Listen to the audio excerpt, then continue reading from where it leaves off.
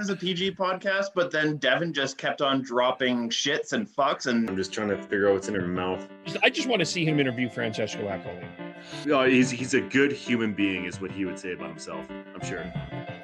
Who's hosting this thing?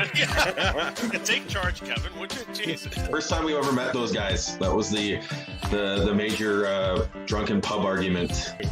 I think you guys are the worst. I'm gonna have to probably watch some Canucks hockey, unfortunately.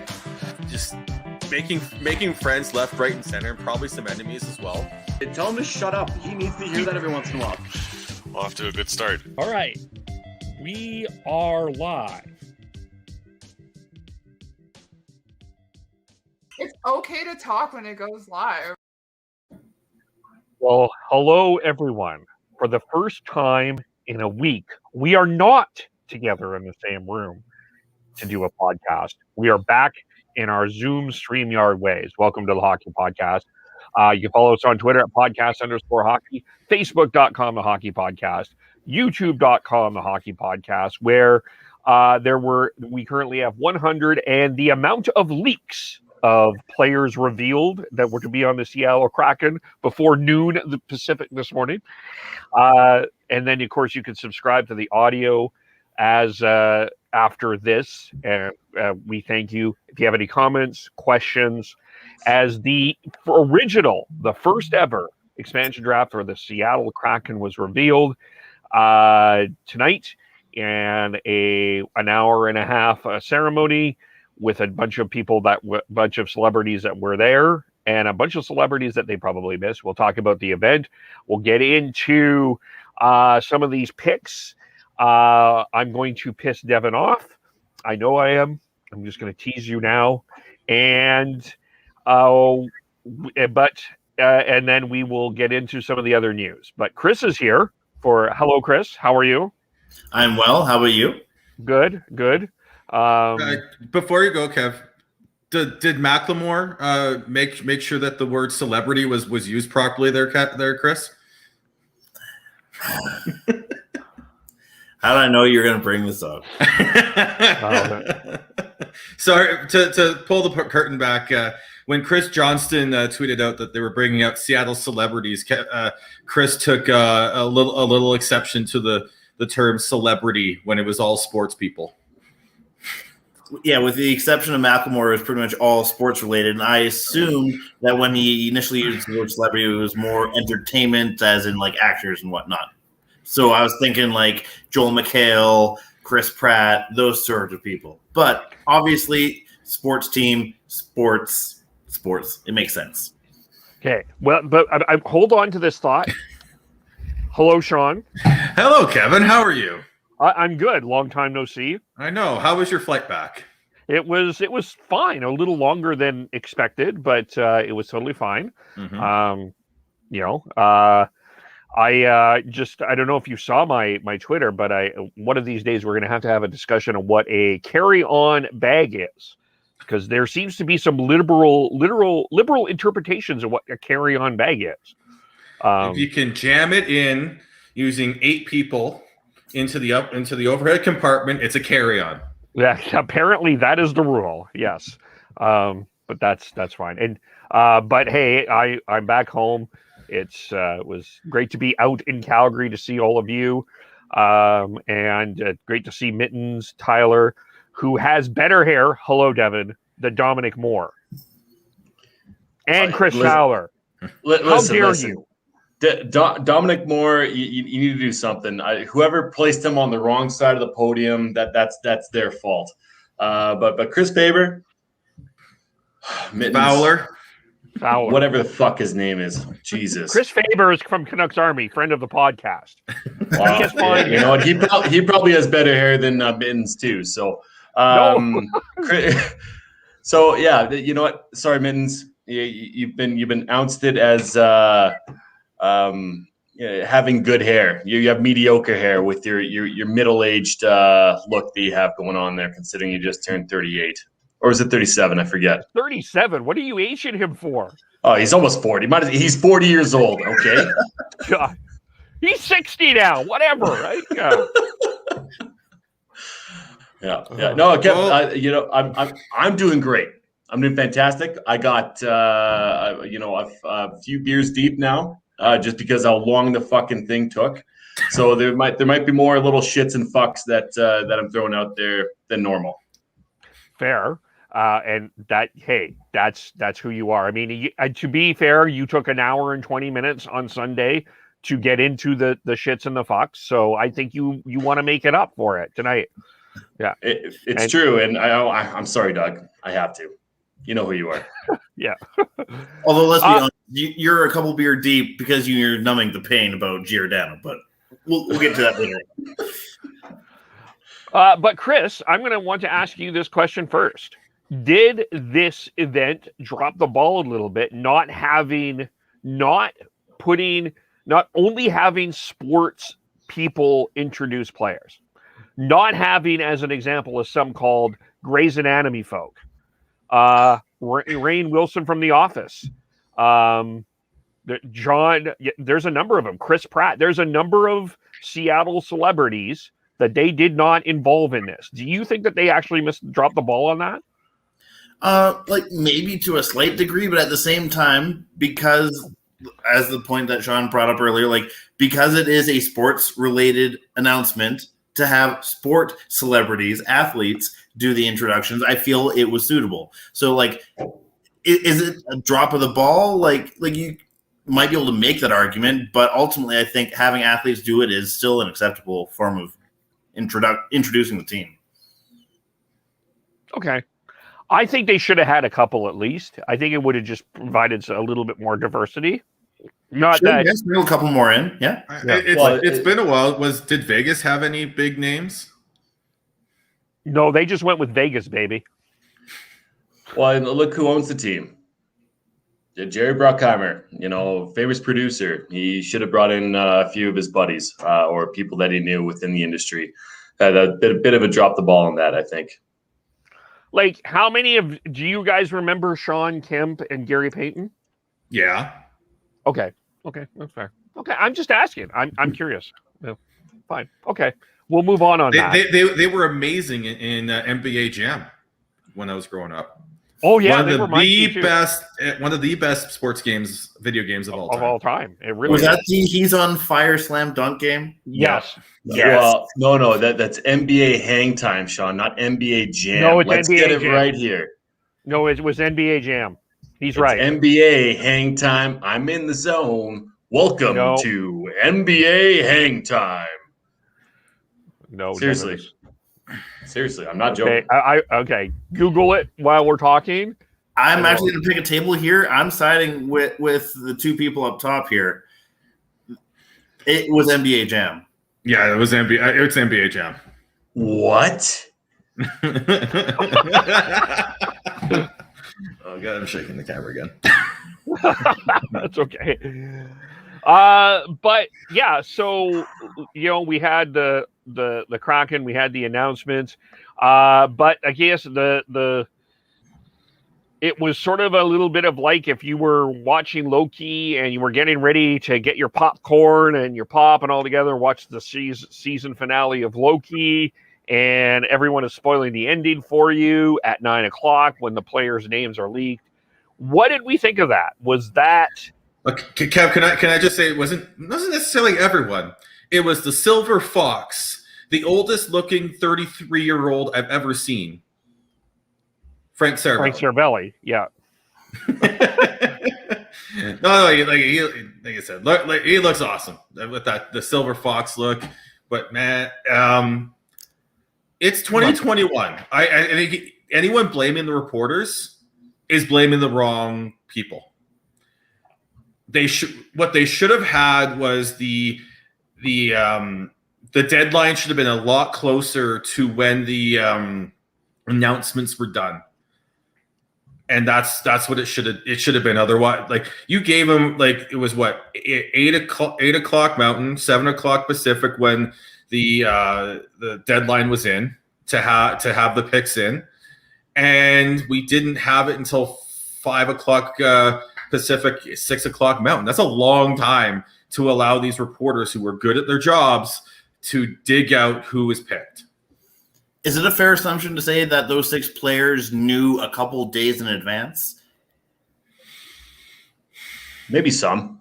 I think a couple for Like, sure. well, you could make the case for like Alexiak and Strieger because they were the UFAs that they were like rumored to be signing already. But what about the other 4?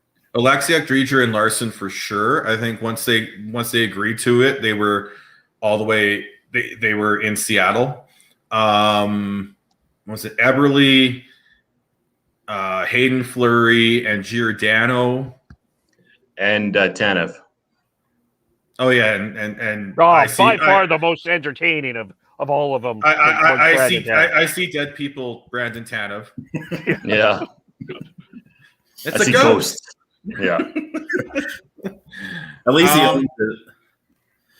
Well, Larson wasn't there, but the other 2 were. I don't think it was that long, but it doesn't take long to fly people out there, right? Like the flight from here to Calgary to Seattle is not long.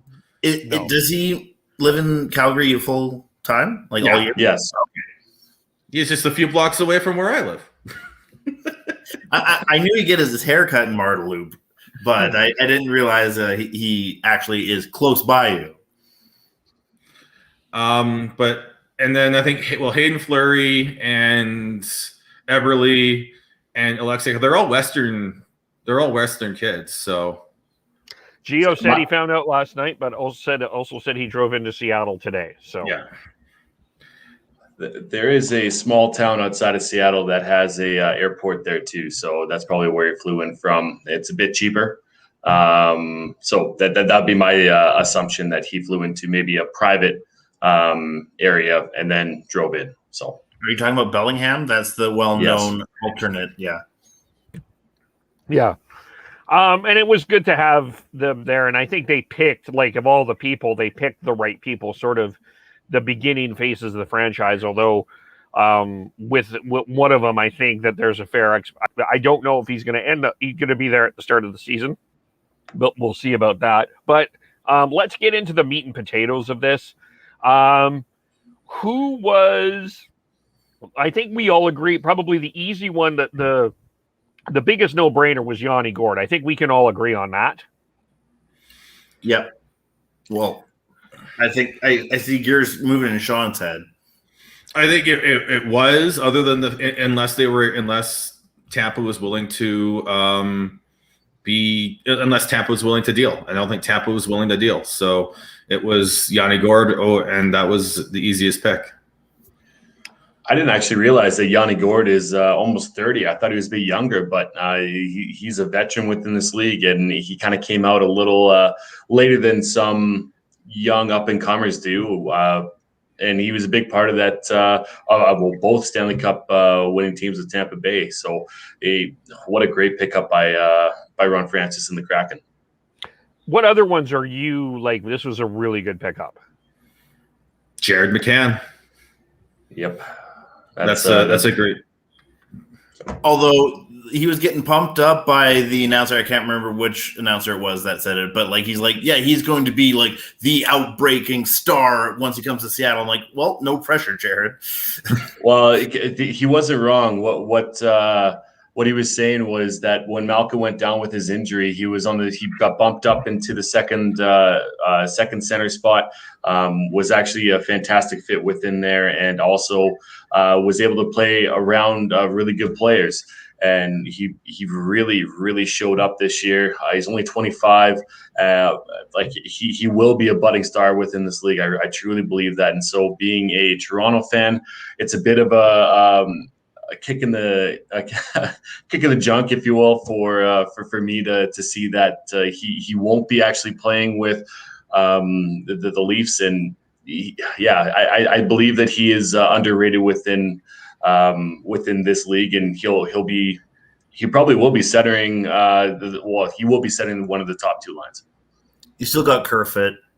Dubas's plan worked. Shush. Oh man, no, I'm not a fan of Kerfoot. I really am not. I like him for what he is, and yes, he had a good playoff run. Well, he had a good first round, but overall, I'd rather have Jared McCann than Kerfoot. They're sticking with a known commodity and what Kerfoot is, and Kerfoot is only a year older. He's 26 years old, so you can't really lose with it with either one of them. But overall, that's just my feelings. Well, Jean-Guy Solaire is with you and says that Kerfoot makes you sad for debt. So, I guess a couple of shrewd ones. I think the Mason Appleton was a good pickup as well. I think that was pretty much a slam dunk as well. Like you could have gone with DeMello, but I think Mason Appleton has some upside that DeMello doesn't. Yeah, and I think with where they went on defense, DeMello wasn't really that much of a factor. Go ahead. Although I do think that they're a little left shot heavy and a left side heavy on that blue line right now, so it'll be interesting to see what they do going forwards because I think they are going to deal a few of those defensemen and see what they can do to bring in more. Yeah. And also, sorry, Kev, just jumping on you there. But also with picking Appleton's 25 as well, while DeMello is 27, 28, so he's a bit younger, and he does have upside to go into that second line role because right now he'd probably slotted within the third line, and he is a good player. So yeah, I think that's a good pickup. But overall, the one that really stood out to me was getting the Fleury boys, Hayden and Kale. I thought that was a fantastic pickup by Ron. Obviously, you had I believe it's Kale. No, it is Hayden that was drafted by Ron Francis earlier within his career. So obviously he has to me, he has a higher ceiling than he does on Jake Bean. Because I feel like if he was going to pick a young defenseman, I'm very surprised that Jake Bean was left off the board there for Francis. Yeah. Before we get to misses, I think the shrewd one for me was Chris Strieger. I think getting that contract signed is oh no, we're getting a hot take hockey raid. Great. Embrace it, Kevin. Stay focused. Okay. Anyway, but I think Chris Strieger was the guy that I think getting that contract and that was a shrewd pickup. Getting that together. I think I really was impressed overall what they did goaltending wise. I think Joey Decord, Vanacek, and Drager are good pickups. That being said, I still would have probably taken the chance on Carey Price, but I totally understand what they overall did. I was surprised they didn't go after Kakinen or didn't actually try and draft a fourth goalie. Just to add some insurance and trade bait there. But I think it's going to be interesting to see. Like it looks like it's going to be Strieger and Vanacek in net, and then you've got Decord that can go down to the AHL and go from there. But there is also some late breaking news about Yanni Gourde. I'm just going to share this. It looks like he's not going to start the season with it because he's got shoulder surgery, and he'll be joining them sort of in looks like in November. So that's I'm sure they knew about it, and I'm sure they're fine with it. Because he is signed long term and he is a heart and soul player. They'll be very happy once he does get back, though. Which means that probably Jared McCann is going to be within that number one center spot. And like I said, if they're not done yet, they're going to be trading. They're going to be signing UFAs to come there, and I truly believe that they'll have a good top line there that will be able to have a bit more of a threat than most people are talking about right now, saying that their defense is really good. Their goaltending is pretty damn good too, but they have no offensive punch. But I think that Ron Francis will definitely address that within this offseason. Yeah, that's my biggest issue with this team, and they're going to be tough to play against. They're going to be a pesky team, but I don't know where the offense is coming from. You got Jared McCann, but Donskoy, Eberle, but there's nothing that really scares me. There's a bunch of good. They've got a good second line, they've got good third line, and a good fourth line. It looks like, but I don't know whether or not they've got top line talent up front yet. And I say yet because I think there's still deals to happen and everything to go. There's still the offseason with the UFAs, and I think they're going to be players who are willing to go there. When you look at the way this team is set up, they do need some superstars, some players that can carry the load offensively. But right now, they're borderline playoff team at this point. If they have players like McCann, Appleton, and all those younger players stepping up into these bigger roles that they're probably going to be playing in. Yeah, my counter argument to that would be that they only used half of what cap they still have available to them. So they can still do big game hunting as soon as the UFA season opens up. So I still think there's going to be some major roster movements moving around in the next week at least. So yeah, we'll see how it goes with them. Well, especially tomorrow, they'll have. Sorry, Kev. They'll have the roster freeze for the rest of the NHL is going to be open, you got a draft that's a day and a half away here, so you got to expect that they're going to be moving some players. And as of right now, with regards to side trades prior to the expansion draft, Seattle has made none. So that is something that is very prominent. And man, I'm quite surprised about that. While when Vegas came into the league, they had 10 side deals altogether. So that very surprising. I thought that Ron Francis would hold every other team's feet to the hot coals and make sure that they feel the wrath of Seattle. But once again, you do have the entry draft, and that's usually where the big trades that are happening recently are made. Clearly, the GMs that were still around from 2017 learned their lesson and didn't allow that to happen again. There are still, I think there's still going to be some side deals or post-expansion draft deals coming after that trade freeze, but it doesn't look like there's going to be anything like what Vegas got gifted. Yeah, because I think the biggest rumor would be the Blackwell one, right? Yeah, yeah. Let me try to go back here. We'll get to that in a second here. But what I was going to say is what I think that GMs tried to do is tempt them with big money contracts. So you had St. Louis with Tarasenko, Montreal with Price, some of the bigger names that Seattle was like, thanks, but no thanks. That people were projecting if they took them, they're 96 points, playoff team. They completely went a different route, which is leading me to lead to two questions. So one, there has been a rumor that there is an underrated team in the Jack Eichel sweepstakes. Could it be the shirt that I'm wearing? Could it be the team that we are talking about right now?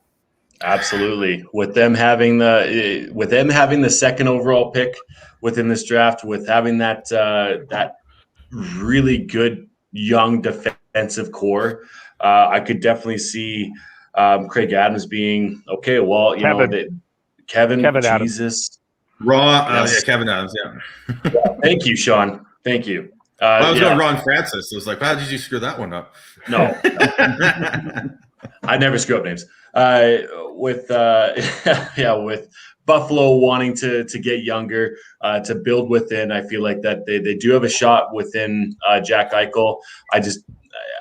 I want to have them up there, but they do have the capital to do it.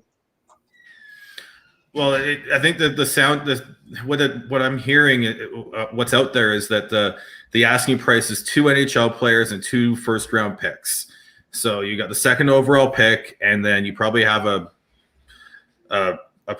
lottery protected pick for next season, and then 2 of these players that were left unprotected. Is that going to beat whatever else is out there? I wouldn't do it. Like I don't think the Kraken, like looking at what they have right now, I just don't see the Kraken having their wherewithal really to make that would make sense for them to make a move for Jack Eichel. Now, what could happen? I'll toss another scenario to you because we have a video out, by the way, that you can check out. That there should be an offer sheet for Sam Reinhardt, and I wonder if the Kraken consider that. And I would argue that would probably be a better move for them to make than going in the Jack Eichel route. If you were going to go after big fish. As an analytical based franchise, yeah, I agree with that take. I think that's the more prudent move to make.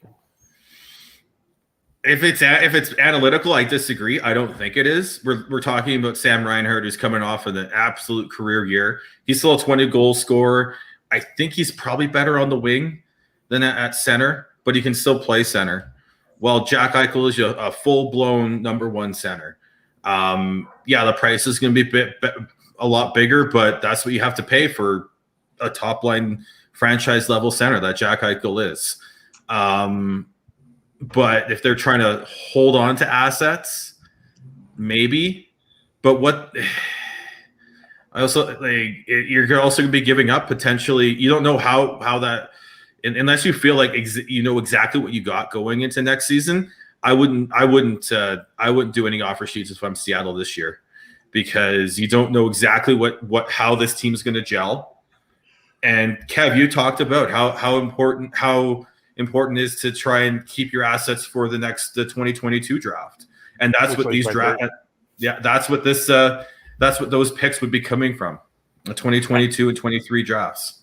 Then this is my theory. I just before you go, my thing is, in my theory, and I could be wrong. I don't have.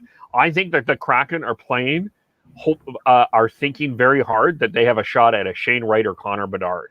I think that they are thinking very hard about the next two drafts.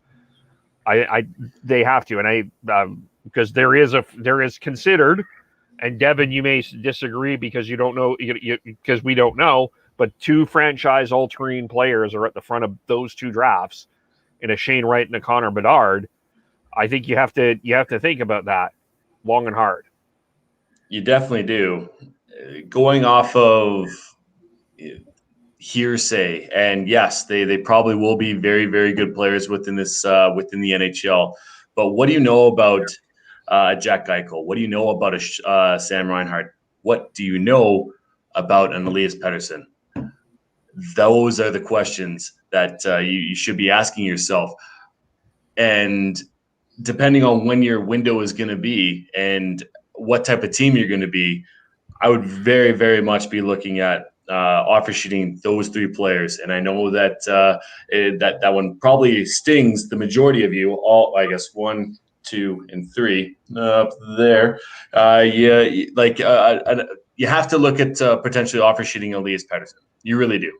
Or any other RFAs, realistically, that are within that realm, because those are assets you know what you're going to get. Well, like, as much as I actually would, I will say it, if there was an offer sheet for Pettersson at the max, I would at least have to sit and think about it a lot longer than a lot of Canucks fans would, but ultimately I would have to match it, because I just don't think that you are going to get a center that is going to be as close as Pettersson ultimately. But I think that it's fair to think about. I don't think it's as no-brainer as like, it's not fuck no. It's I'll think about it, but really I doubt it.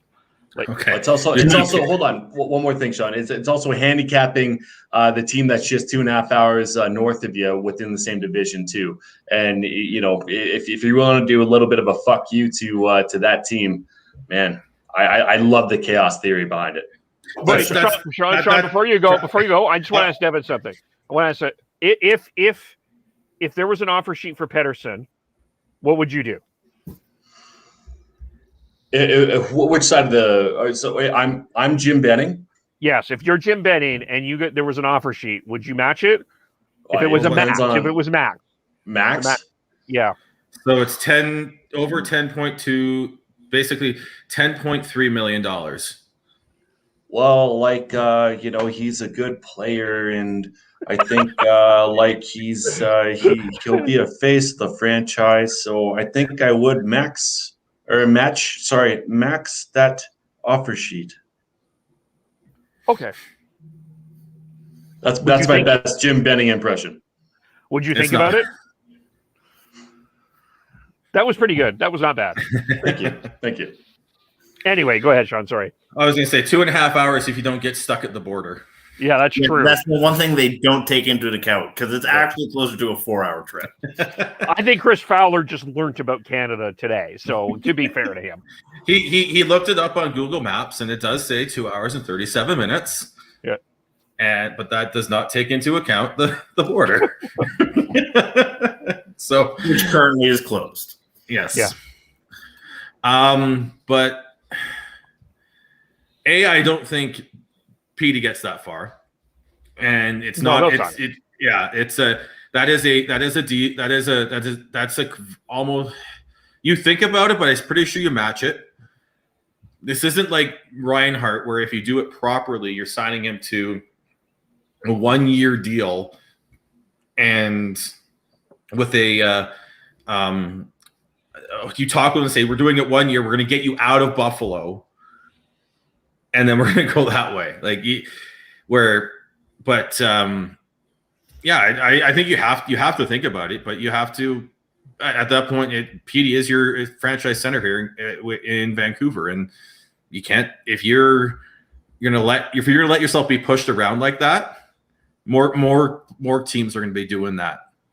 You go back to what Brian Burke said about how you set a price and you don't budge from it, because if you do, teams are going to try and outweight you.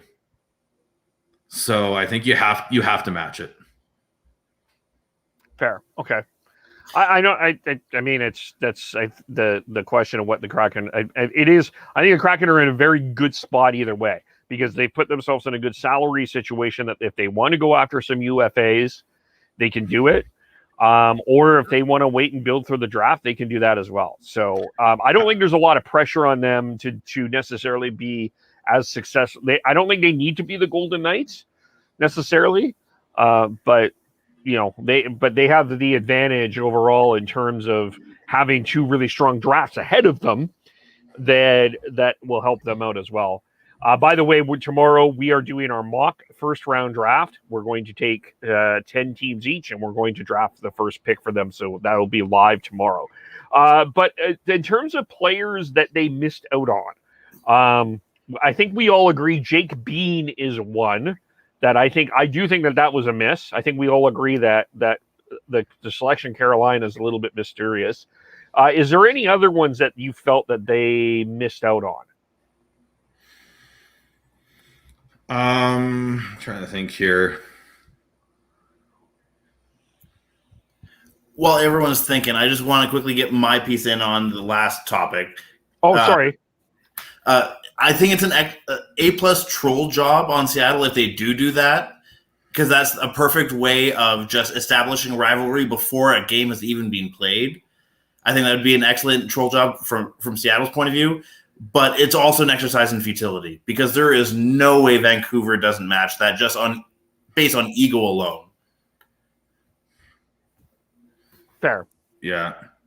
Well, I think there's two, not necessarily missed picks. Just I don't think they maximized it out properly with the teams, and that's with Chicago when they drafting John Quenneville. When you have Adam Gaudette sitting there, you have Zadorov sitting there, you've got DeHaan sitting there. I don't think that was a great pick. I think they missed on going with a Curtis McDermott out of LA when you've got some good young players that are available, especially up front. And then as well as I think those two specifically. Oh, and then Philadelphia as well. Like there has to be a side deal with Philadelphia where maybe they're taking on a Voracek or something here, because what is Carson Twarynski? Like I don't want to like shit on a guy, but like he hasn't played in the NHL. And you've got players who have. I don't understand that pick at all. Maybe I'm just trying to see the forest through the trees too much here, but I honestly think like because they have this reputation of being an analytically based team and like management style, I'm thinking maybe they're trying to see like a guy that has a similar potential but without the cap hit. Because I think ultimately their biggest strategy was to try and keep their cap hit as small as possible to give themselves as much flexibility as possible moving forward. But there were ways to do that. I think that they did a lot of. I really think they did a lot of reaching. Not only Philadelphia, not only Chicago. Look, I even think like I understand what you did with Edmonton. Don't get me wrong. I think ultimately Adam Larson is a good move, but could you not have signed him later as a free agent and take a guy like a Tyler Benson or a William Lagesson, someone a little younger? I think there's some gamemanship and some old school mentality within. Okay, I'm not going to fuck you over here. Listen, I'm going to do the proper thing, not the thing that's going to make me better or make my franchise better going forward. I think there was a bit of a handshake agreement there because you could have said the same thing with Aletsniak. I mean, granted, there wasn't really much else within the Dallas organization that you could probably get out of it or get out of that that franchise. But I understand where you're coming from, Kev. The whole, you know what? We are new on the block. We're going to set ourselves up, and we're going to set a precedent within the NHL. You still want to have GMs and teams that are going to want to play the game with you a little bit, because if you fuck over too many teams, it's going to be hard to make a trade. Fair. Well, not even that, but I think to go back to what you said about a handshake agreement to sign these players later, there's too much risk in that. They could someone else could offer them a better deal once unrestricted free agency opens, and then you'll lose it. And is it worth taking that gamble and not getting an Adam Larson just to get a Tyler Benson or someone like that? I don't think it is. Plus, I also think Seattle wants to make sure that they don't pull a Edmonton Oilers when they first did their initial rebuild in the early 2000s. Where you just go all young. Like, yes, it's primarily young, but they're picking and choosing their middle and older age guys and where they should take the gamble on the cap hit for those older established guys. Fair. Yeah. I just think that there was a lot of places that they took them. I didn't think that they were as risky as they could have. I think they could have came up with a better team than they did. Like, I'm not sure about Jeremy Lauzon in Boston. That, to me, I'm not like that's an okay pick, but I think that there was probably a couple of better options there. It just felt like what it feels like to me is they're playing Moneyball. They're playing the Oakland A's Moneyball, Montreal Expos Moneyball. That's what it feels like they're doing there. But even I was listening to Ian Furness today, and he was saying that some of these picks that we're hearing right now, it's a bit of a head scratcher. So, but we'll see. I mean, it's, there's such a long time of this off season that there's still stuff to go here. But yeah, there's also mixed reporting on how many deals, or if there are deals, or how many there are. I've seen was it Steve Wino talk about how there wasn't any deals. But I've also seen reports from Ian Furness as well as Gordon Miller saying that there are deals like that are going to be announced tomorrow. So whether or not there are some handshake deals in terms of we'll take this player if we can work a deal to help us get another deal done, that might be part of it. Yeah, and it's also it could be Ron Francis could have even submitted his list, and then when everything kind of came out of the woodworks here within this morning, he could have got a bunch of phone calls saying, "Oh, you're getting this player. Oh, you're getting this player." More than happy to make a move with you now. So there's a whole bunch of possibilities. But to Kevin, your first question of what the misses are, I thought a Christian Fisher out of Arizona was a bit of a miss over Tyler Pitlick. I'm not 100% sure on that. Both are right wing forwards, and Fisher he's in his mid 20s, while Pitlick is in his late 20s, 29, I believe. One other one that kind of, yes, to Chris's point, he is right. You got to have some veterans there. You can't just have a bunch of young rookies without any sort of direction. But I thought Kiefer Bellows out of the New York Islanders Association, I feel like that would have been a decent pick over Jordan Eberle, who, Jordan Eberle, he's well known. He's a good veteran player within this league, and I'm sure they're looking for good people to help these young players get over the hump and get started and gain some traction within this league. And he is a good player, and I'm sure he's great within the room. But Kiefer Bellows, he kind of came on this year and he started playing pretty decent. He was on that third line for a little bit when Anders Lee went down, and they're missing a few of their top end forwards. So those are my two kind of notables, other than what's already been said. Yeah. I would say another one I would look at is Ottawa. I feel like Joey Decord, like he could turn out and be a good goaltender for them, but I feel like Kakinen is also waivers exempt, so they could have gotten him out of Minnesota, which I think was a better pick than Carson Soucy. And then you've got and then in Ottawa you had players up front that I think would have been good ads, whether it's Chris Tierney or you could find a way to negotiate with a Ryan Dzingel.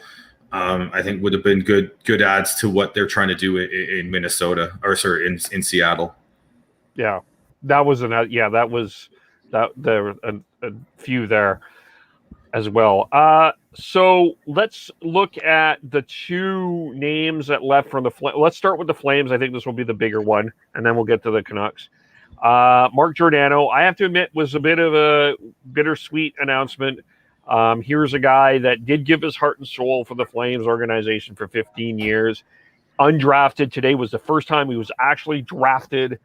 I give him kudos. He's been a leader, won a Norris Trophy. He's been a center and a pillar of the Calgary community. Was it time for that transition to happen? Yes. Is it still sad? Yes.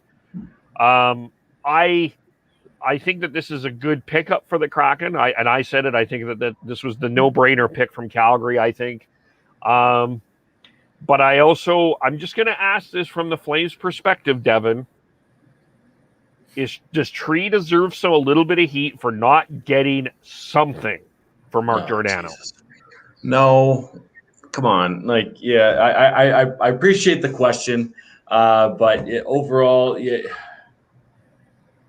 for those people out there who are saying that they should have traded him at the trade deadline, there's a part of me that said yes, but the majority of me said no. They were still within the race. They were still trying to make the playoffs. And what are you trying to show within, or to your fans when you were that close? And if they had a good run at the end there, they could have beaten out the Montreal Canadiens, who went all the way.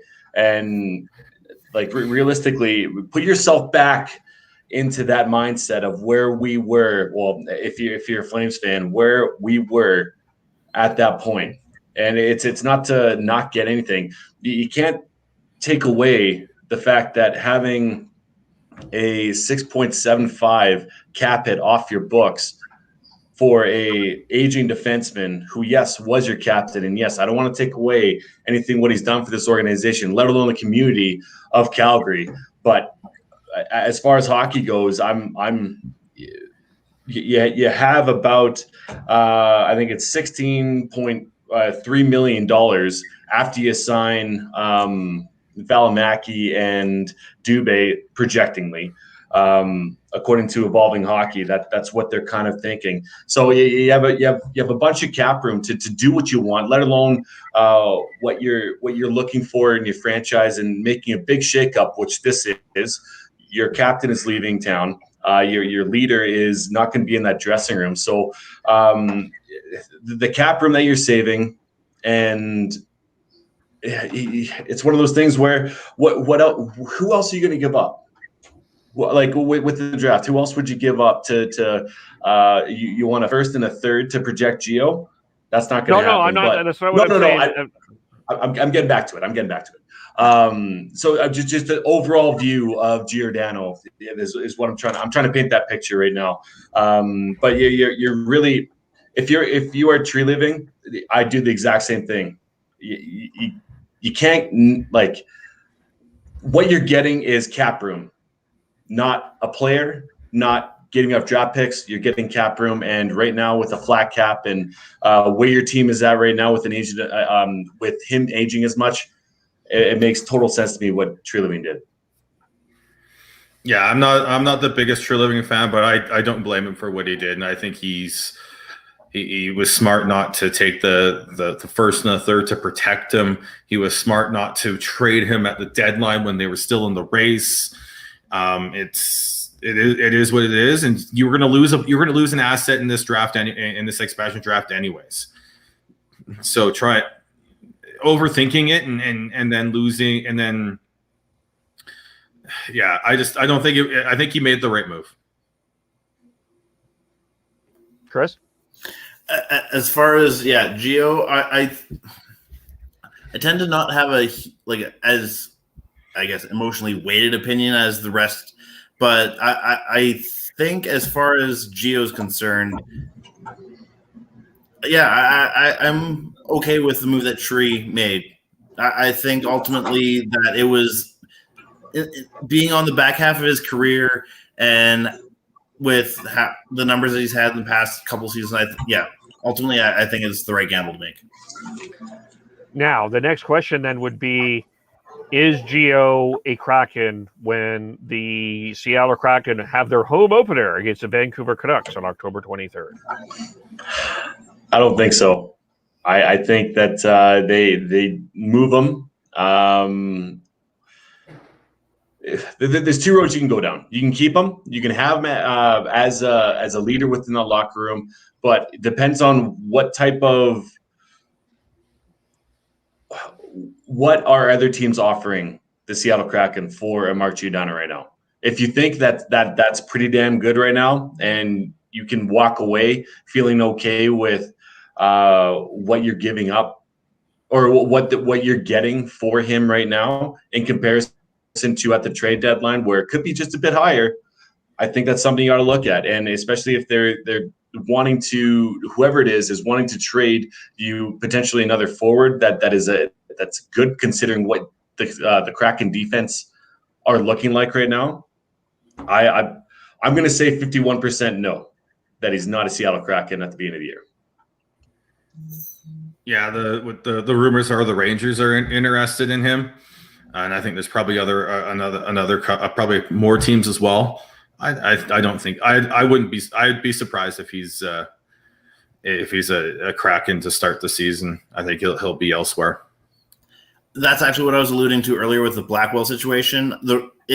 I can't remember the exact details, but I just remember that it was something related to potentially the Blackwell pick related to Giordano. So I'm not sure whether that's going to be a trade with the Rangers or what have you. But yeah, if anything, it might be like a Derek Englund situation in Vegas where it's like he's there for 1 year, but he's not there long term. Yeah, I mean, that was the rumor all along, is that they were going to flip him. I just think that it's weird that you have him come out, you have him in your Kraken jersey, and you don't keep him. I mean, I think the fans will understand that, but I don't know. I kind of tend to think he is going to be a Kraken on October 3rd. I think we'll see him in a Kraken lineup. I'm 53% certain of that, as opposed to 51 for Devin's 51 and 53% certain. Cole Lind, it was the Vancouver Canucks selection. 22 years old. I think a good fresh start for Cole Lind in a new organization. I think that you're going to lose somebody. And first of all, I guess in terms of the big name not taking Braden Holtby, let's maybe start. Maybe that's the place to start.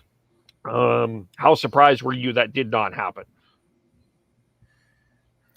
The fact that the Canucks refused to take any sweeteners for him, which is what was reported, I think is the reason why that ultimately didn't happen. If Francis was able to get Benning to give him something else, then they probably would have taken him. But because Benning was more principled and is like, no, you know what? Not going to do that. I'm not going to be roasted by my own fan base for making this move. Yeah, I think Benning made the right move. Yeah, it sounded like they were only going to take him if they were able to, if they were going to be given a sweetener to take him, or to for the Canucks to retain some salary on that, and the retention would have been like a bad move, because you're still gonna have to replace him with a good veteran backup anyways, and that's going to cost about $2 million. So how much cap space are you actually opening up in that aspect? And then Cole Lind was the youngest player who had NHL experience on the Canucks exposed list, and I think it makes I think it made a lot of sense for Seattle to take a gamble on Cole Lind. I was never buying it. It sounded like it was pretty close, but I was never really buying the fact that Holtby would have been a part of that expansion draft. To me, he's a little bit older. Maybe they really liked his underlying numbers because they are analytic driven, and I never bought into it. So I thought it was going to be a Zach McEwen personally, but a Cole Lind is a good young piece moving forward. And once again, I'd have a hard time thinking that the Seattle Kraken would be wanting to give some sort of a break to their rivals up the road there, which hopefully they'll have a bit of a rivalry going forward here. And I think they definitely will, but it just didn't make sense to me why they would take Braden Holtby, even at a retained salary.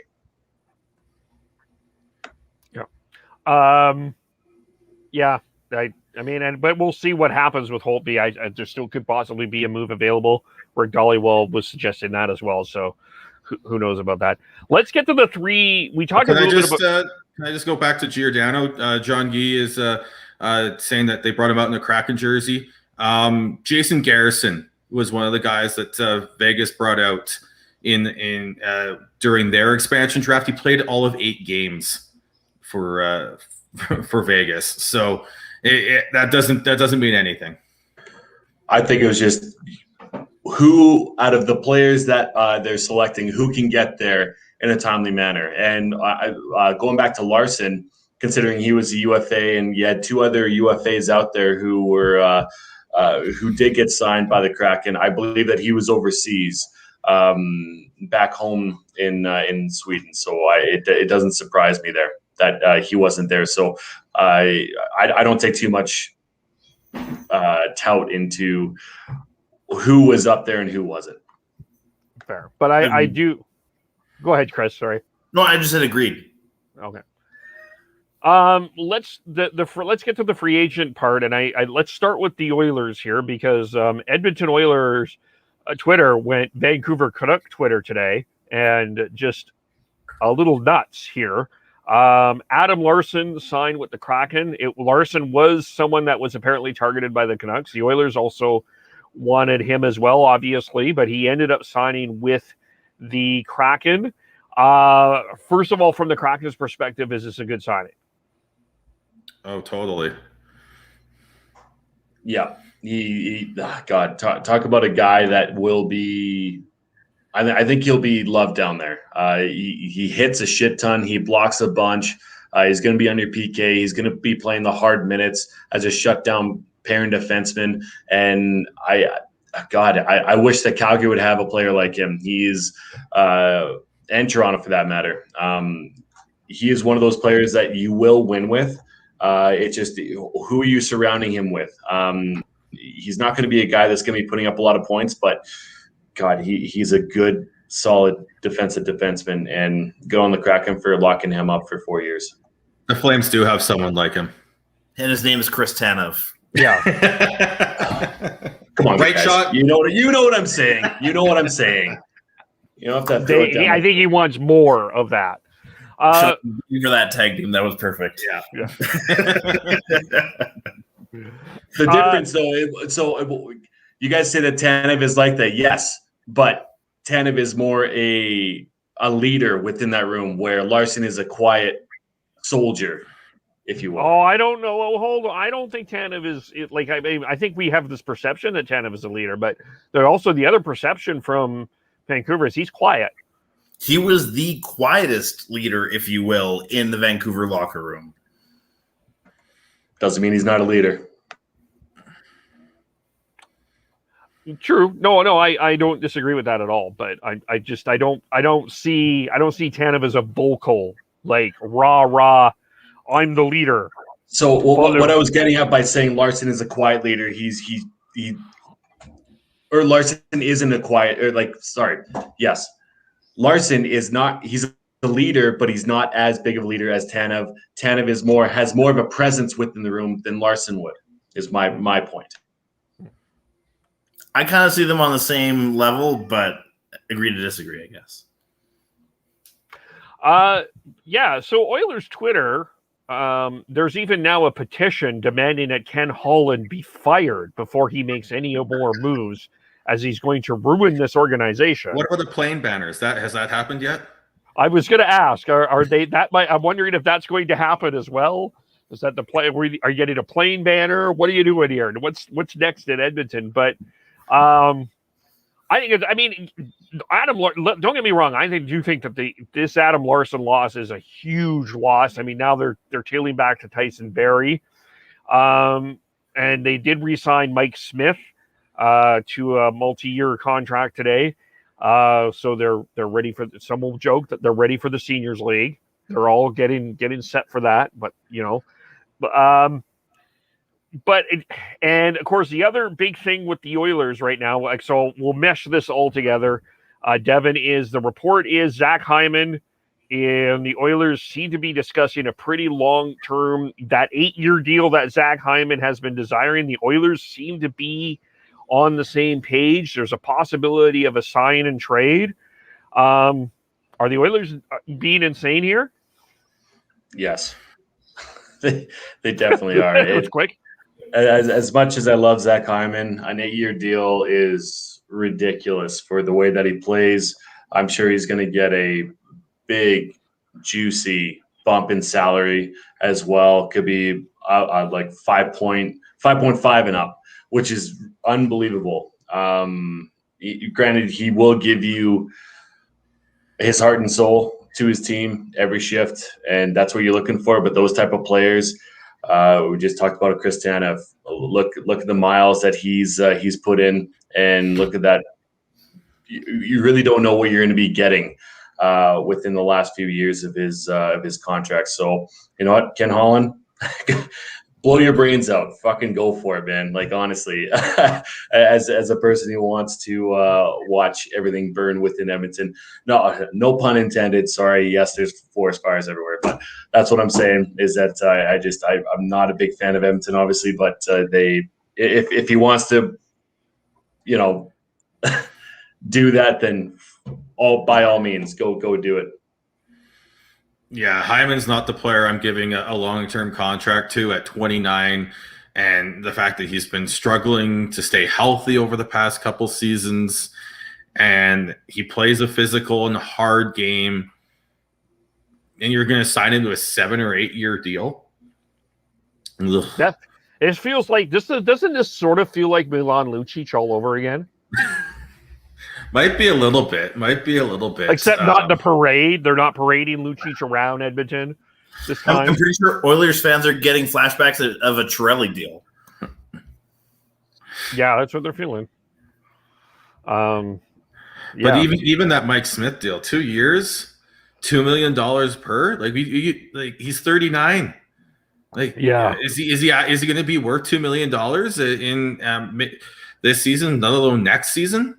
I think you can make the argument this season he'll be worth it, but how long is his body going to hold up? That's the biggest question at that age. And we're talking about the question marks about Carey Price and his health and I just, you look at how quickly Corey Schneider's career went off the rails after not being able to stay healthy. Eddie Lack as well. Like, goaltending you can stay a long time, but as soon as your body's done, and there's nothing you can do to bring it back. And I think at that age, going 2 years, I think is potentially going to hurt them going into the next season. But to me, this just sounds like Holland's going all in for this season and fuck the future. Well, especially though when you have the musical chairs and goaltending that we potentially will see around here, to sign Mike Smith with what is available is admittedly a baffle to me. Like, if you're gonna make that deal, it better be like a Hasek in his late days level of talent still there. But Mike Smith is no Hasek. Friend of the podcast, Kevin Woodley, said from the end of the Oilers run, they love him. They love him up there. That the way that he is playing analytically is very sustainable within his age, and they give him a chance. They give him a chance better than any other goalie up there right now. And yes, you have a bunch of potential goaltenders that could be on the move, whether it's UFA or trade within this offseason, and that might be something that they're looking at potentially as well to help tandem, because obviously Koskinen isn't quite there, and thank you, Peter Cirelli, for that. But they overall, I'm not surprised at all with the term or the price point of them bringing back a Mike Smith. I'd be fine with a $2 million 1 year deal. Gets you to the end of having Koskinen's contract up, but it has a potential. Like I said, you don't never know when that body's going to go. If his body can stay up for the 2 years, like, it's a good deal, but you just never know. And I think when you're dealing with players at that age, it's very much a gamble to sign him past a year. And because he's over 35, if he's done and he decides he's done, guess what? They either have to find a way to long-term injury reserve him, or they have to they're stuck with that. They're basically stuck with that cap hit in the second year until they reach the cap, and then potentially LTIR him. But at the same time, has there been any inkling other than his age that he is breaking down? Well, considering that he was pretty average for the years beforehand, that doesn't mean that he's not physically able to do what he's doing. Okay, but if you're gonna rate him on what he did last year, my counter argument for that would be that he didn't see a full season of I'm not slagging the North Division here, but maybe I am a little bit. But he didn't go through the full 82 game season on the road. Like, he played very well for what he had to do, but for me, he played pretty well in the postseason against Winnipeg, and he has been a pretty good postseason goaltender. Like, he has played well, but he hasn't been able to get them to the next round. I don't know. To me, I look at it, and I'm not going to sit here and be the analytics guy, but I don't think that you can move forward with Mike Smith. Even if you have a Connor McDavid and a Leon Draisaitl, I don't trust Mike Smith enough. Not as a number one goaltender, but as a 1B guy, as a tandem, I think he's formidable. He's better than what they have. So I look at that and I look at that contract and look at who could be available next season, and And if Holland's blowing his load like this off season to try and go all in, how much cap space are they going to have next year? They're going to have Koskins 4.5 come off, but there's Darcy Kemper, there is Elvis Merzlikins, Jonas Korpisalo available next offseason, and let alone someone like I think those are the three big ones. And two of those are from Columbus. And two of those are from Columbus, so you know that there's going to be a move with one of them. So I think it might handcuff him. That's all I'm saying. I mean, I'm not saying it's a horrible deal. I'm not saying it's the end of the world. I'm saying it might handcuff him in year 2. Ultimately, I'm in agreement with Sean on this one. I'm not against it. I think it's ridiculous and stupid of them, but I'm just saying that is what Edmonton has been saying, and that they really do like him. That's fair. Fair. I hear that. The one that I think some people are liking this, but I think this is a bit of an is the Jamie Alexiak 4.5 a year a bit of an overpay? Yep. For that term, yep. Everyone else is quiet on that. Okay, so we'll move on. I was waiting on Chris to jump in, but it is an overpay for sure. But who else do you have to potentially grow these young players and get them to where they want to be? He's been bouncing around between Dallas, Pittsburgh, back to Dallas. I really like the guy. He's a bit older, but it is an overpay by a year. I was going to say that it's about a $500K overpay, so nothing that I'm going to really I'm not going to really scoff at the cap hit. It's a 1 to 2 year term overpay, in my opinion. Not to mention he has full no trade for the first 3 years, then a modified for the next 2.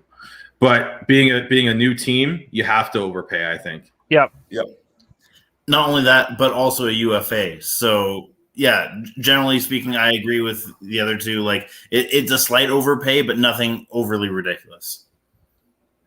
Fair. And the other one was Chris Strieger. And I do like this signing. 3 years, 10.5. I think is good value. Guy that I think that will get some value. Played very well in that floor in Florida. I think Florida is going to miss him. I think he's going to be a good goaltender to start in Seattle. I think ultimately, in terms of value, they did make the right choice in going with Chris Strieger over Carey Price. I mean, I know that ultimately, I loved it. I loved Ron Francis's answer when Chris Fowler asked. We didn't pick him. Yeah.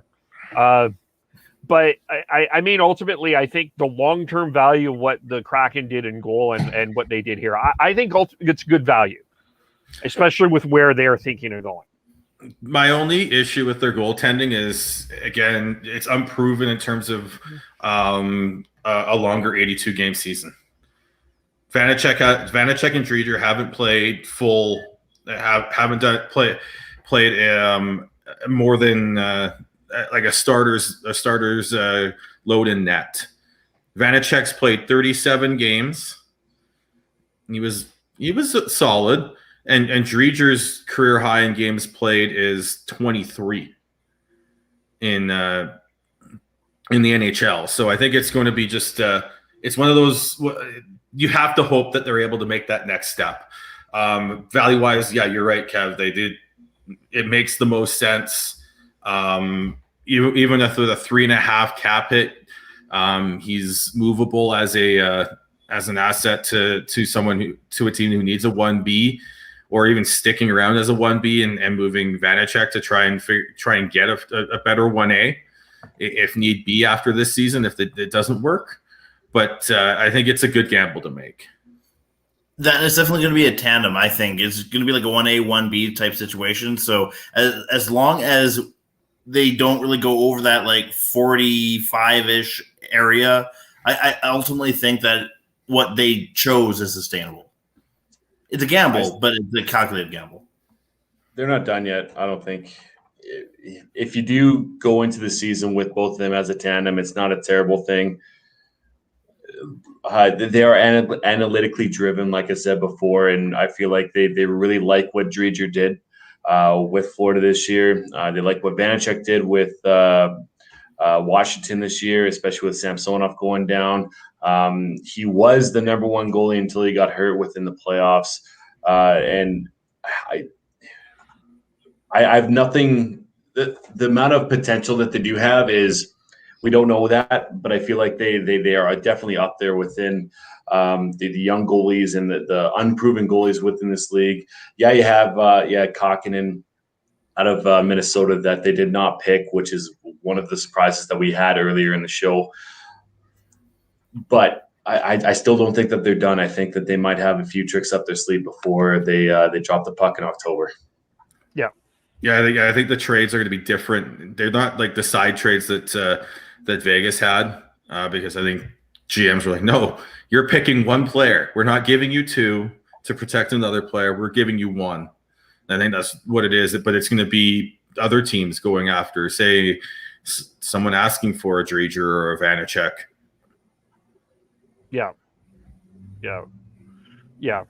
Put Seattle a little bit on the back end as opposed to being the other way where it was with Vegas. I mean, I guess for me overall, just to wrap up the Kraken part of this conversation, I think right now I don't have them as a playoff team, even in the weaker Pacific. But I don't think they're done. I think that we're going to see some other moves yet. They definitely need, like from this, I think they definitely need to upgrade some offense there.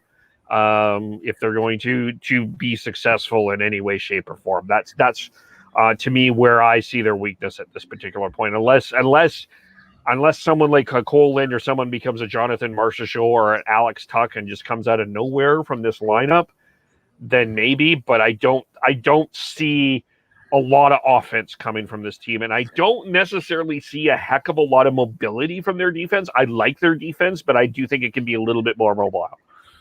The other thing is, I think the right side of that blue line is lacking. You've got Larson, that's really good. Dunn can play the right side, but I think he's a better left side defenseman. And then after that,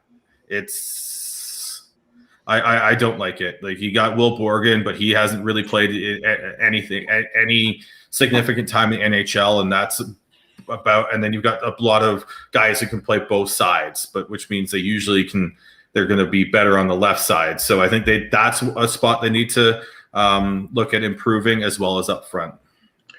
So then they definitely could be on the Dougie Hamilton train right now too, right? Right shot defenseman who is 28 years old.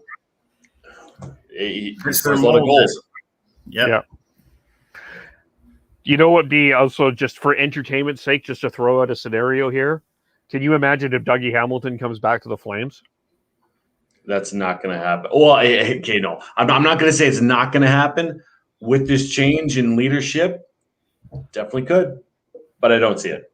Yeah, I'm just doing that for entertainment's sake. But you know what? Just as we're kind of wrapping up the Kraken, just when you said Dougie Hamilton, that could be a sign and trade move that the Kraken and Carolina have. That wouldn't surprise me. Wouldn't surprise me either. Yeah. Yes, Carolina's so happy that they went with Morgan Geekie, because Jake Bean can really step up and be someone who could potentially replace Dougie Hamilton, at least offensively. Yeah. That's, you can almost consider that Carolina's thank you note. Yeah, for sure. And before we go on, I saw remembered another pick that I think is a bit of a miss, and that's going Dennis Chilowski out of Detroit. When you've got Troy Stetcher there, who can be, again, like I was talked about how I think their right side's a little bit weak. Bringing Troy Stetcher in would have fixed that. Yeah, I agree with you on that one too. I think that the Stetcher one was a bit of a miss there too. But good for Detroit and good for Troy, guys. I think, I think he's found a bit of a home in Detroit. I think he's gonna be a guy that grows there a little bit for sure. We've got some other things I just wanted to touch on here. The Team Canada Junior Selection Camp has been revealed, which includes Owen Zellinger, Shane Wright, Logan Stankoven. So that camp is out for 28th to August 4th. Junior tournament, Red Deer, Edmonton, end of December, early January. I think that should be some of these draft picks that will be picked in this draft will be there, like a Brennan Othman, Logan Stankoven, as I mentioned, Mason McTavish, a few others. So it is something that I do think people should watch. Yeah, and then the coaches were named as well. Yeah, Dave Cameron is back as head coach of the World Junior team, joined with by assistants Michael Dick, Louis Robitaille, and Dennis Williams, as well as because they've got the Flames cherry-picked Jason LaBarbera out from Hockey Canada. They've got Olivier Michaud as the goaltending consultant. Yeah. So it's going to be another stacked lineup with a lot of names to keep an eye on. We'll get to the bigger piece of this, which is not the junior selection camp, but I think Devin has a question, so I want Devin to ask the question. Well, I don't have a question. I have more of a statement. Sure, statement, comment. We forgot something, and he just privately told me, "I forgot something." It's totally fine. So I was just looking at since Mark Giordano was selected, who will be within the realm of in that top four? You do have a Valimaki who's coming off a year that wasn't the best. You have a Rasmus Anderson who hopefully can take a step within this next year. And obviously you have your quote unquote top line or top defensive pairing of Tanev and Hanifin. I was looking at the potential UFAs for the defensive core here that Brad Treliving could be and should be, in my mind, having talks with. So you have Brendan Martur. He's 26 years old. He played just over 20 minutes on average time on ice. And as of right now, his projected salary for next year from Evolving Hockey, which is very they're kind of coming onto the scene right now in predicting what these contracts are going to be. They have him at a 1 year at a $3.85 million salary. I love the guy. He's been bouncing around a little bit. He was drafted by Anaheim, got shipped over to Buffalo, and then shipped down to Florida this year. So I want him to be within the talks. And surprisingly enough, I want another Buffalo guy, Jake McCabe, to be within that realm of possibility. 27 years old, just over 19 minutes average time on ice this year. Shoots left.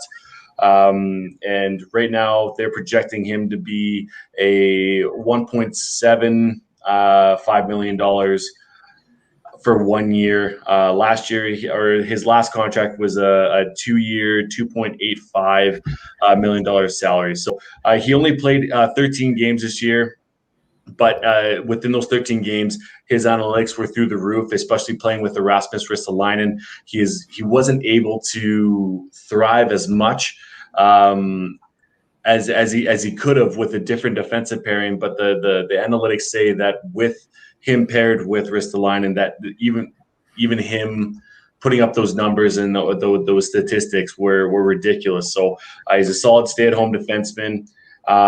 He did, like I said, he only played 13 games. He tore his, like myself, ACL, MCL, and meniscus in his right knee.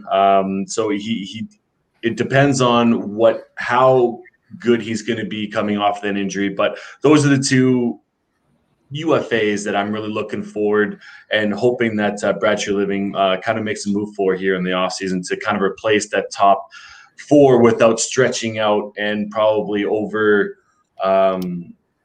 with Valimaki, you want him to be playing a bit less minutes right now. And I don't think that Daryl Sutter is a big fan of Valimaki as of right now, but you really just want to make sure that you're not overstretching and hindering the development of a Valimaki, considering how highly touted he is. So those are my two, Brandon Montour and Jake McCabe, to be kind of off-season targets for the Flames and Braintree Living. I like the Jake McCabe one. I'm just going to toss his name in there. The former Canuck. There is some sense to it. Alex Edler. I do think that there will at least be. What's that? Pull up the comment. What comment? Oh, my dad. I think Edler makes sense with if the price is right. If I'm Braintree Living, the guy I'm eyeing right now is Ryan Murray. He is a guy who I think is perfect for what he would be asked to do in Calgary. Being a left shot guy, he's someone I want the Canucks to be looking at for a very similar role. Someone who can play second pair minutes. He's 27 years old.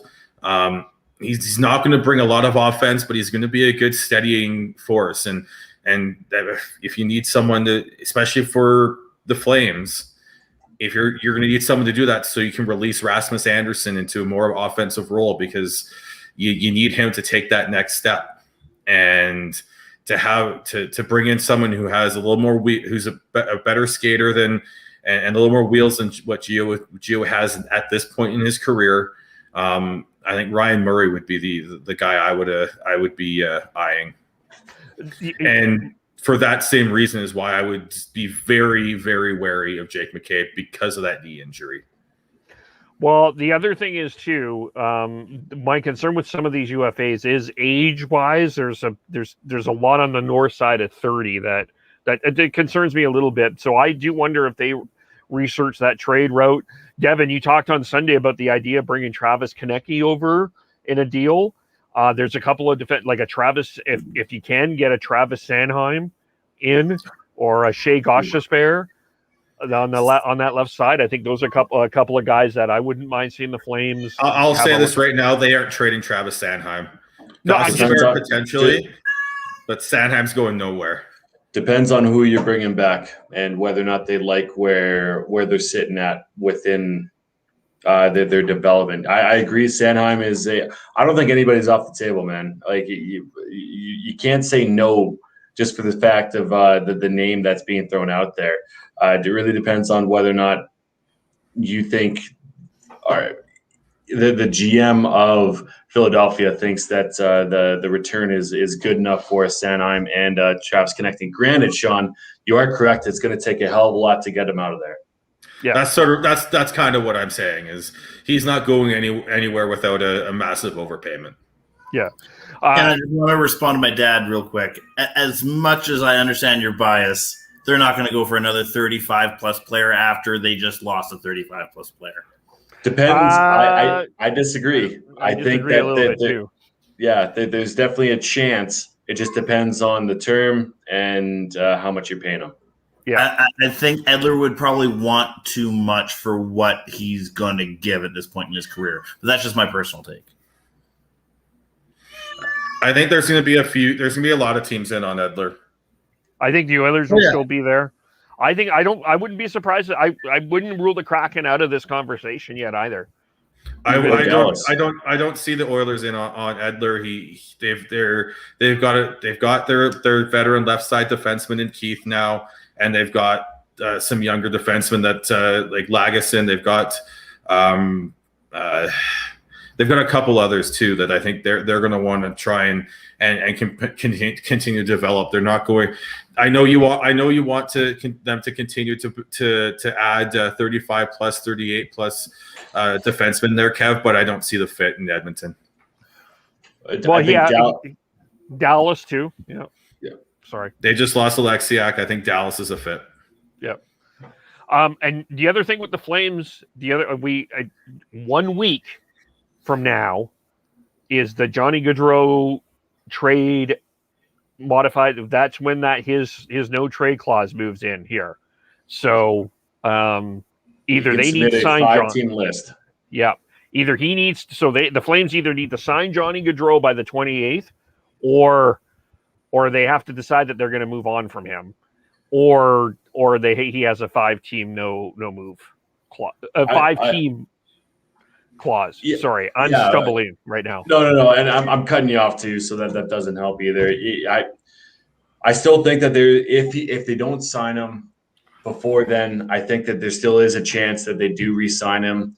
It's just you're putting a lot of it's within the player's hands now whether or not he wants to resign. I know that sounds ridiculous, but he was very upset and very vocal about how people like Eric Francis talking about how he's going to be, if he doesn't resign right now, he's gone.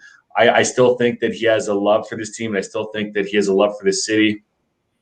If he doesn't resign, I'm not 100% on board with him wanting to leave. But you are right, Kev, that it does dwindle in percentages as the year goes on, and if he doesn't sign within the next week, the percentages go down. But I'm not going to put it at a 0%. The other thing I'll say is that the Flames just lost their captain, but they also came off a very, very disappointing season, and I think they still have to make a big move, a big addition to this roster, and a big change to this roster as well. And on top of the losing Gio in the expansion draft, so I think there has to be a move here coming before the before UFA starts. And I agree with Devin. I don't think Gaudreau is that player right now. I think it is coming down to Monahan, but it's going to be one of those two. In my opinion, even if I am leaning towards Monahan at this point. So it's an addition by subtraction, is what you're saying.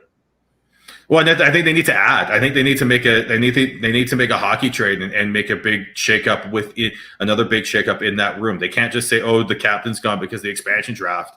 I think there's a lot of ways you can sort of think of that. Oh, well, it's just the expansion draft. Like they're just protecting the Anderson, Tanev, and Hannafin, and they had to expose a player, and they didn't want to give up assets to protect them.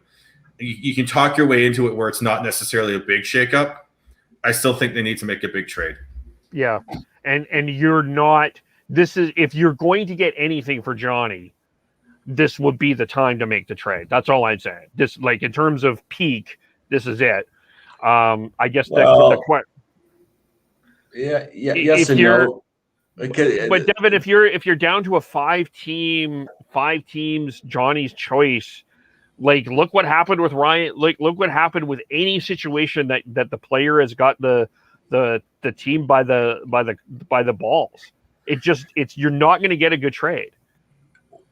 My counteraction to that, because I do agree to a certain extent. It's whether or not, okay, so trade deadline comes up. And Calgary is not in it, but Johnny's played well. You'll still get a good damn trade. And Johnny, you could sell it that Johnny's going to go to a team that is a contender, that he could have a shot at the cup. And you're like that. That is usually when the asking is a lot more than what you're actually going to be getting. And yes, it depends on whether or not Johnny wants to go, but I feel like he is one of those players that really wants to win, and he has 1 year left. This is his last year. Why not roll the dice? And first of all, help the team out that came out and pursued you. Craig Conroy went to his house in over on the Eastern Seaboard, and I feel like there's a lot of moving parts within it. But as a surface kind of look at it, you kind of are right. But I feel like there's more to it than just that. There. Anything else on that? Nope. Okay. The big other news today is the Canadian Hockey League was with Sportsnet. Maybe you didn't know that because you may not have seen a lot of junior hockey game on Sportsnet. But they've announced a new multi-year broadcast partnership with TSN and CBC, which includes a 30 regular season games each year delivered by TSM, in addition to select playoff coverage and comprehensive of CHL national events. Approximately, I think this is really huge as well, 20 French language broadcast games on RDS, early season weekend games broadcast by CBC Sports, as well as a digital streaming rights feature for CHL TV broadcasts each week during the regular season on TSN and CBC Gem. The quote from Canadian Hockey League President Dan McKenzie is the CHL is committed to continuing to connect with our fans and engaging our growing audience in new ways, and these broadcast partners are the ideal solution to help us accomplish this goal. We are excited to get back on the ice alongside our new partners with our season kicking off on CBC and TSN/RDS, being the home of our biggest national events, including the Memorial Cup presented by Kia. So I think this is great news for the CHL. That it was clear that Sportsnet didn't have the desire to fully broadcast junior hockey the way that it deserves to be broadcast in this country. And I think that the CBC TSN relationship with RDS and CBC Gem can get some eyes on this product. It's always kind of bugged me, the lack of actual, especially with the amount of conversation that we have talking about draft. There is a love for junior hockey in this country, and I'm really excited about what this deal will do for junior hockey in this country. Other than the World Junior Tournament, there is a passion for it. Agreed. I think there's a total disconnect as far as how many people claim to love minor hockey in this country and how many people actively watch minor hockey outside of the World Juniors in this country. Yeah, I really hope this is just the jumping off point here. 30 games for across all leagues is still not enough, in my opinion. I think it should be 30 game for each league should get it. I think, yeah, you want to be able to watch the Shane Wrights and the Connor Bedards and insert. I don't know who's the best player in the queue right now, or the most exciting player. But I think you need to find a way to split it out per league. But I hope that this is just the starting point and they end up doing that, because we need to make sure that we don't have a incident where, like we did a couple years ago when the Vancouver Giants were in the playoffs going into overtime to go to the Memorial Cup and it wasn't even televised. It was an absolute travesty that happened. And yes, it's money and this is all that, but ever since Rogers got the NHL rights, they basically shoved their CHL coverage into a back room and gave it a little water every little bit, and that was about it. They didn't really care, and that it's a shame because you had some people in Rogers employed by Sportsnet that really care about that, and I really hope that the TSN and CBC are able to bring in people who live and breathe junior hockey, because the more people you bring in then the enthusiasm they can bring, the better, because that helps sell the game. I'm surprised you don't know who the best player is in the queue, Sean. You pride yourself on knowing the prospects, and you can't even name them. But you are right. You got to expect that Sam Cosentino will be jumping over to CBC to kind of help promote the prospects within the CHL, because he is so well known within knowing exactly which players are going to be where they are in the draft and where they're going to be taken. So overall, this is a positive jumping off point. I don't see them holding or being stagnant within the process of trying to promote the game. And I think it also has to go with hockey is for everybody. It's not just has to do with the NHLers. It's the young junior players growing up in the league. You got to promote them too, and hopefully they can piggyback off of that and grow the game more than what they've I guess what has been shown on TV, let alone hopefully that they can find a good partnership within the women's league as well, because they need to be showcased. The only thing I really want to add is that anything will be better than what Rogers did for the CHL. Yeah. I'm not going to say that the CBC TSN thing is going to absolutely be a game changer, because we don't know yet, but just based off of what we've seen of the CHL, which I would watch it if I saw it on my guide. but I never once saw an opportunity to watch minor hockey through Rogers. So, Chris, just to clarify, it's junior hockey. sorry, yeah, I meant junior, not minor. Yeah, that was a clear. Yeah. But I mean, there are stories to tell. I mean, we talked about Shane Wright and Connor Bedard, but I think there's going to be a lot of interest in Luke Prokop, who came out, who's the first hockey player, professional hockey player that came out as gay this week. I think people are going to be interested in him, and he's a super intelligent guy. I think there's other stories as well that I think a lot of people are going to watch. Just in terms of just the small town economic recovery aspect of what we've been through the pandemic, I think that there's some interest there. And I hope to start I hope that this is a building block. And I wrote something for the Dub Network that I think they need to change the Memorial Cup format. I also want to start seeing the CHL making some changes within that own format as well, that we start seeing some OHL teams play some WHL teams. Let's cross-league this a little bit. Let's create some, I just feel the one thing that I think right with the CHL is it's a bit stagnant, and I think that CBC and TSN can help create those stories. And TSN, for all the frustration that we mock for that, there's so much Toronto, and how is Austin Matthews going to react to the Seattle Kraken drafting a Mark Giordano stuff? They do grassroots stuff very, very well. That is a strength that they have done very well. So we do. So I do think TSN getting involved in this, I think, is a good move overall. It fits right in with the World Junior coverage that they have every year that they do so well. We've seen what they did with CFL. They made that appointment viewing. World Juniors is appointment viewing. They need to make this appointment viewing.